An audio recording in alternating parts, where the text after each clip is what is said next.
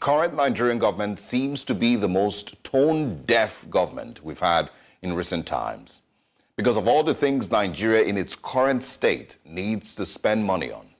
If a serious government has taken a look at the current state of affairs and truly is keen on working on a better life for its citizens, if that government, for example, put together a 100-item list, I'm sure that a serious government wouldn't find space to put 21 billion naira for the vice president's residence on that list. Just imagine. Put together a list of the top 50 things that Nigeria needs currently, urgently. I'm sure that there wouldn't be any space if we had a serious government to put 21 billion naira in for the vice president's residence. But the government in Nigeria today continues to show Nigerians very clearly that its priority isn't the Nigerian people. This, ladies and gentlemen, is renewed hope. There's no way in logical terms that this project can be defended by any person, but with renewed hope, they don't even bother to give you a good explanation for why this is. What they've simply said is, and of course I'm going to be quoting the Vice President and the Minister of the FCT, Nyesom Wike. He says, this project was awarded in 2010, 14 years ago, and was abandoned in 2014. It was in January this year, in 2024, that we had to review the project to 21 billion naira from 7 billion naira, and that means an additional 14 billion naira. He goes on to say, for a vice president's residence to take 14 good years, and then Mr. President within a year made it a reality, this is what is called renewed hope. Now, it goes on to say that President Tinubu explained that the provision of a suitable residence for the vice president is not merely a matter of convenience, but also a symbol of respect for the office and the individual who occupies it. Again, this is what we see as renewed hope. And the thing here is, the Honorable Minister of the FCT sees this as something that Nigerians should applaud them for completing an unfinished project. He's proud of it.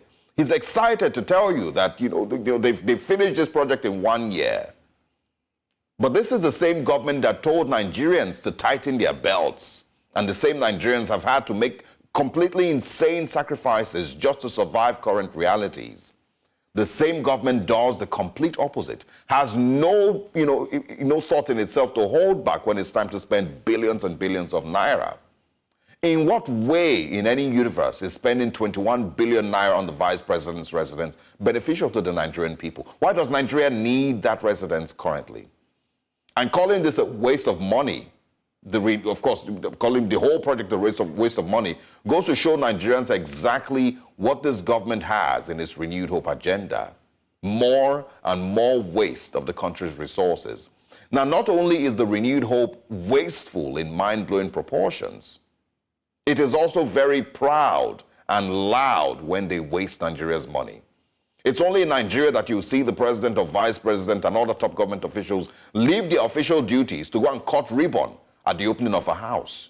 You wouldn't see this anywhere else in the world. And it shows clearly that these people are not busy. They have their priorities very, very twisted. One would expect that when such an expense is brought to the National Assembly or Mr. President's table, they will look at it and say, no, not right now, because Nigeria needs every available penny to be redirected into healthcare and education, security, and other more important issues. That's what you would expect in a country that knows that it doesn't have money to waste. But Nigeria has money to waste. The Nigerian government has money to waste. The renewed hope agenda has billions of naira to waste. Don't be fooled. And so it is in my view that we need to stop trying to remind the presidency about the sufferings of Nigerians. Stop this whole talk about, oh, Mr. President needs to be made aware that Nigerians are going through a lot.